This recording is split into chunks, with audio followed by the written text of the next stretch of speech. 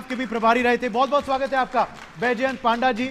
India news मंच में आपका हम स्वागत करते हैं। बेहद खास अगला सेशन, बहुत ही खास, बिल्कुल होता है, बिल्कुल ठीक कहा आपने कि बहुत खास ये सेशन रहने वाला है, जहां बात होगी ओडिशा रेवोल्यूशन को लेकर। और इस सेशन को आगे बढ़ाएंगे न्यूज एक्स की editorial director Priya Sehgal ji. Priya ma'am, over to you. Thank you and thank you Jay Panda जी, आप आए हमारे इंडिया न्यूज़ मंच में। और इनफैक्ट मैं आपसे बात करना चाहती हूँ सिर्फ उड़ीसा के नहीं, क्योंकि आप आई थिंक आपने दिल्ली चुनाव भी संभाला है, आपने तमिलनाडु भी आए हैं। लेकिन उससे पहले मेरे को एक आपने बहुत ही अच्छा एक कॉलम लिखा था ऑपोजिशन के बारे में। उसके बारे में मैं आपसे, मुझे पढ़ के in fact I was quite interested, तो आप थोड़ा सा अपनी जो थ्योरी थी वो बताइए ऑडियंस को। धन्यवाद। वो जो स्तंभ मैंने लिखा था वो इस पर था कि पिछले 10 साल में कई बार लोग आके मुझसे चर्चा करते थे और करते हैं अभी तक, और कहते हैं कि India deserves a better opposition. तो मेरा जवाब ऐसा होता है कि देखिए, जनता तो हमें सरकार में रखी है, तो हमारा काम है गवर्नेंस। ऑपोजिशन कैसे बेहतर बने वो थोड़ी ना हमारा काम है, परंतु मैं इससे सहमत हूं कि India does deserve a better opposition. और देखिए, ऑपोजिशन में आप देखिए अभी लगातार संसद में जो डिस्टर्बेंस होता है, इवन क्वेश्चन आवर चलने नहीं देते हैं और बार बार संसद स्थगित होता है। ये तो बुरा दिखता है सबको, लेकिन नुकसान किसको होता है? नुकसान जनता को तो होता है, लेकिन ऑपोजिशन को, विपक्ष को ज़्यादा होता है, क्योंकि संसद उनका मौका होता है प्रश्न पूछने के लिए, मुद्दे उठाने के लिए। अगर वो उसका फ़ायदा नहीं उठाते हैं, संसद को उन्होंने स्थगित कर देते हैं, तो ऑपोजिशन का जो ताकत होनी चाहिए वो उनकी कमज़ोरी बन जाती है। ये एक उदाहरण। दूसरी उदाहरण, जो प्रमुख ऑपोजिशन पार्टीज़ हैं, मोस्ट ऑफ देम वो पारिवारिक पार्टी हैं। उसमें कोई बेटा बेटी, कोई इस तरह के नेता सब निकलते हैं। और इसका मकसद ये होता है कि जो टैलेंट होते हैं उनको मौका नहीं मिलता है, और वो या तो वो दल छोड़ देते हैं, हमारे पास आ जाते हैं, कहीं और जाते हैं। तो ऐसे कई सारे विषय हैं, कई सारे मुद्दे हैं जिसको विपक्ष को इंट्रोस्पेक्ट करना चाहिए, आत्मसमीक्षा करना चाहिए। दो पॉइंट्स ऑफ डिफरेंस। एक तो आपने पारिवारिक बात की, लेकिन आपके जो नए अध्यक्ष चुने गए हैं वो भी पारिवारिक ही हैं, तो अब बीजेपी को भी थोड़ा सा परिवारवाद के बारे में। नहीं, इसमें बहुत फर्क है। क्यों? देखिए, फर्क ये है कि जो अपने ताकत से जीत के आते हैं, 5 बार जीत चुके हैं, और दूसरी तरफ कोई 90 बार हारने के बाद भी वो आपका नेता रहते हैं, और ताकि उनसे कोई ओवरशैडो ना कर लें, वो 57 साल के युवा नेता बन के रहते हैं, और किसी को मौका नहीं दिया जाता है। भारतीय जनता पार्टी में आप देखिए, हमारे माननीय प्रधानमंत्री जी बिल्कुल ज़मीनी स्तर से आए हैं, हमारे माननीय गृह मंत्री जी बिल्कुल ज़मीनी स्तर से आए हैं, बूथ लेवल से, हमारे राष्ट्रीय अध्यक्ष नड्डा जी ज़मीनी स्तर से आए हैं। तो ये बहुत बड़ा फ़र्क है। पर उनके भी अगर आप देखा जाए, डॉक्टर मनमोहन सिंह को उन्होंने बनाया, खुद उन्होंने मना कर दिया था सोनिया गांधी ने। शी मेड समवन जो चाहे पॉलिटिशियन नहीं, पर उनकी इकोनॉमिस्ट ग्लोबल स्टैंडिंग थी, तो उन्होंने भी सही आदमी चुना फॉर द जॉब, एक तौर से अपने परिवार में नहीं रखा। और मेरी दूसरी बात जो आपसे है कि विपक्ष को नेता चुने नहीं जाते हैं किसी परिवार के जरिया, वो नेता नहीं होते हैं। मैं मानता हूं कि स्वर्गीय मनमोहन सिंह जी बहुत अच्छे वित्त मंत्री थे, लेकिन जो देश के नेता बनते हैं, जो प्रधानमंत्री बनते हैं, वो पब्लिक मैंडेट से आना चाहिए। दूसरी बात, आपने कहा कि विपक्ष आपको चाहिए गुड विपक्ष, लेकिन विपक्ष का कहना है कि हम जब मुद्दे उठाना चाहते हैं तो आप बिल्कुल डिस्ट्रैक्ट कर देते हैं। अब इस समय वंदे मातरम पे डिबेट करना क्या वो सबसे इम्पॉर्टेंट मुद्दा था? मैं नहीं कहती डिबेट मत करिए, लेकिन पोल्यूशन की बात हो जाए, इंडिगो क्राइसिस की बात हो जाए, इकोनॉमी की बात हो जाए, सेफ इंटेलिजेंस फेलियर्स की बात हो जाए, ये बातें ज़्यादा इम्पोर्टेंट नहीं थी? देखिए, ये गलत आरोप को ऐसा एम्पलीफाई करना नहीं चाहिए। हर कोई विषय पर, हर कोई, मैं बीएससी का मेंबर हूं, बिजनेस एडवाइजरी कमेटी का मेंबर हूं लोकसभा में।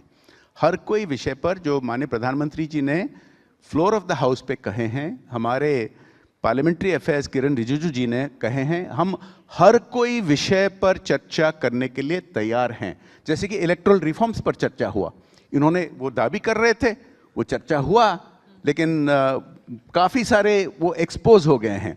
वंदे मातरम के बारे आप उठा रहे हैं, देखो ये जब, जिसको सेस्क्विसेंटेनियल कहते हैं, 150 साल पूर्ण हुआ, एक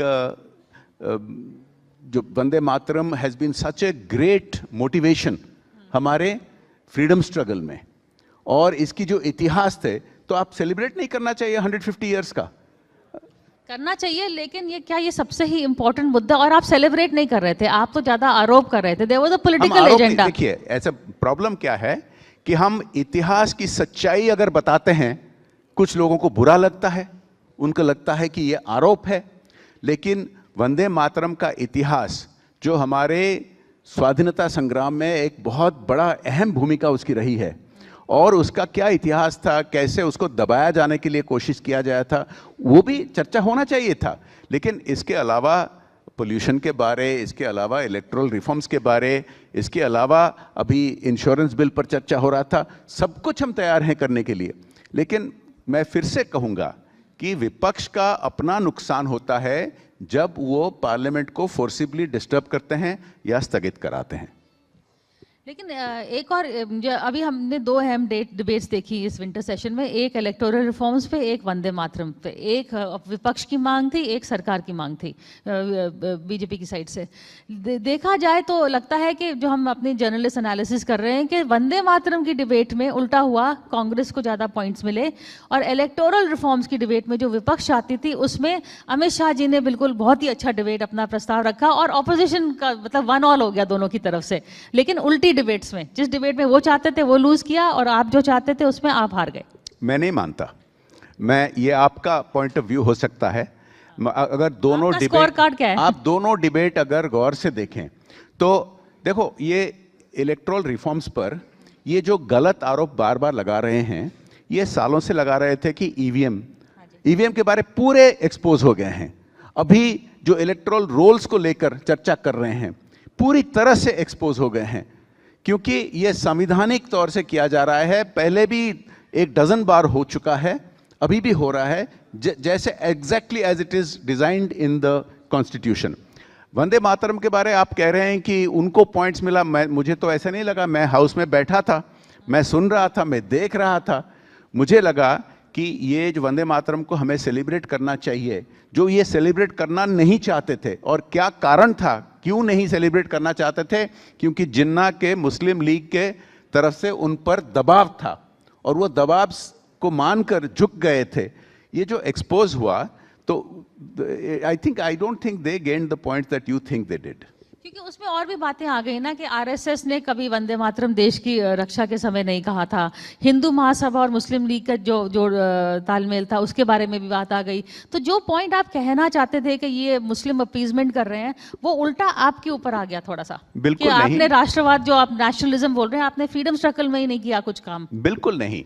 देखिए, वो इतिहास को गलत तरह से उसको प्रेजेंट कर रहे थे। और आज की स्थिति क्या है? आज की स्थिति यह है कि भारतीयता को लेकर जब कुछ सवाल उठता है, इनका जो विपक्ष के प्रमुख दल का जो स्टैंड होता है, आप उसको कंपेयर करिए 1940 के दशक में मुस्लिम लीग का क्या स्टैंड होता था। आपको लगेगा कि ये लगभग बराबर वही स्टैंड है। ये इतिहास कह रहा है, मैं नहीं कह रहा हूँ। तो ये सच्चाई तो आ ही गया ना लोगों के सामने।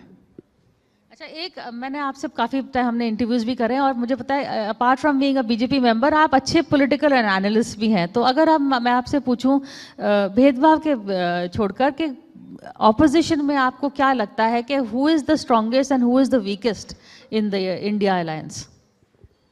देखिए, ये इंडिया अलायंस में जो उनके जो युवा नेता हैं, वो जहाँ जहाँ जाके कैंपेन करते हैं, हमें कोई इतराज़ नहीं है, क्योंकि फ़ायदा तो हमें ही मिलता है।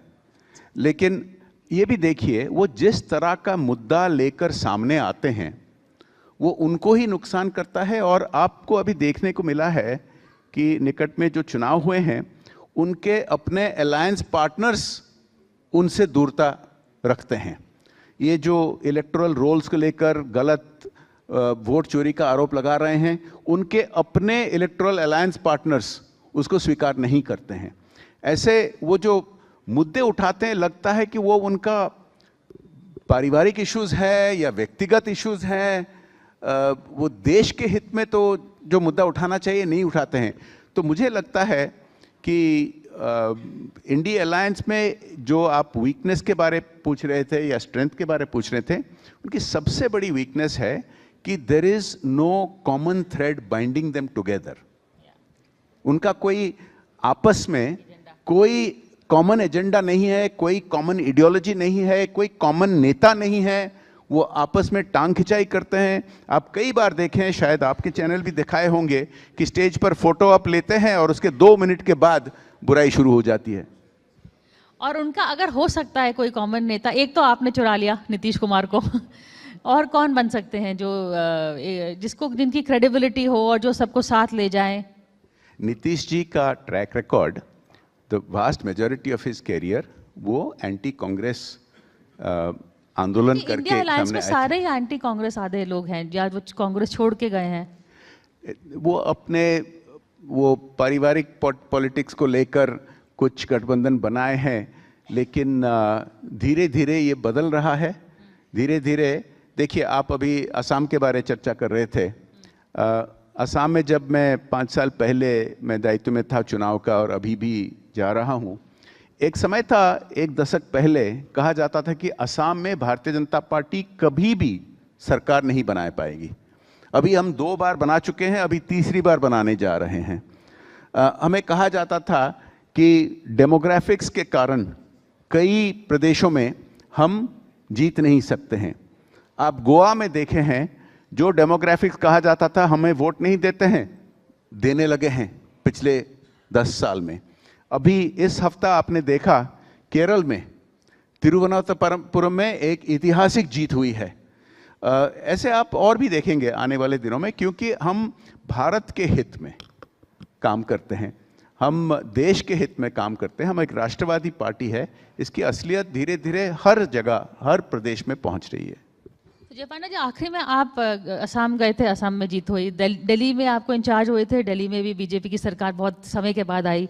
अब आपको बहुत ही हॉट पोटैटो दे दिया गया है तमिलनाडु में आप कुछ चमत्कार कर सकते हैं, और किससे आप बातचीत हो रही है अलायंस की? क्योंकि बीजेपी का अभी मेरे को नहीं लगता कि सिंगल हैंडेडली खड़ी हो सकती है। जस्ट एक छोटा सा करेक्शन, अभी दोबारा मुझे आसाम दायित्व दी गई है और मेरे मित्र पीयूष जी को तमिलनाडु की दायित्व दिया गया है। लेकिन मैं आपको ये कहना चाहूँगा कि जो हम जीते थे, ये मेरा कोई खासियत नहीं है कि जो हमें वी आर वेरी फॉर्चुनेट कि हमारे नेता जो हैं वो दुनिया के सबसे लोकप्रिय नेता हैं। प्रधानमंत्री नरेंद्र मोदी जी ने बार बार, आप देखेंगे, ये हम नहीं कहते हैं, अब विभिन्न प्रकार के सर्वेस कहते हैं। तो एक उदाहरण मैं आपको दूंगा। दिल्ली में 13 साल का बहुत हैवी एंटी इनकम्बेंसी था, क्योंकि वो विभिन्न प्रकार के जो प्रॉमिस करके गंदे पानी, गंदे जो प्रॉब्लम्स थे दिल्ली में, हम इसको बदलाव करने के लिए जो बता रहे थे लोगों को, उसका क्रेडिबिलिटी आया जब प्रधानमंत्री मोदी जी ने कहे कि हम करेंगे, हम यमुना को साफ करेंगे, जैसे गुजरात में किया गया है रिवर फ्रंट को। और ऐसे that credibility counts a lot for us. लेकिन दिल्ली में इतना अच्छा मैंडेट आया, फिर भी आपका जो चीफ मिनिस्टर बनी वो चुन के नहीं बनी, वो नियुक्त होके गई। क्या बात कर रहे हैं? वो एमएलए चुन के आए, हमारे लेजिस्लेटिव पार्टी ने उनको नियुक्त किया। ऐसा नहीं होता है हमारे पार्टी में। कोई लोग मानते हैं कि वो इलेक्शन में हुआ था या सिलेक्शन में हुआ था। I will leave that. नहीं, ऐसा कहना सही नहीं है। हमारे we are the world's largest political party. हम इलेक्शन करते हैं बूथ लेवल से लेकर राष्ट्रीय स्तर तक। ऑन दैट नो, जय पांडा, थैंक यू सो मच, आप आए हमारे मंच में और बातचीत की। थैंक यू आपका बैजयंत पांडा जी। ऋषभ गुलाटी हमारे editor in chief news x से मैं दरख्वास्त करता हूं कि आप मंच पे आएं और करूंगा, प्लीज आप रुके रहें। बैजयंत पांडा जी, एक भेंट आपके लिए, शुक्रिया अदा। For more such videos, subscribe to the NewsX YouTube channel, hit the bell icon.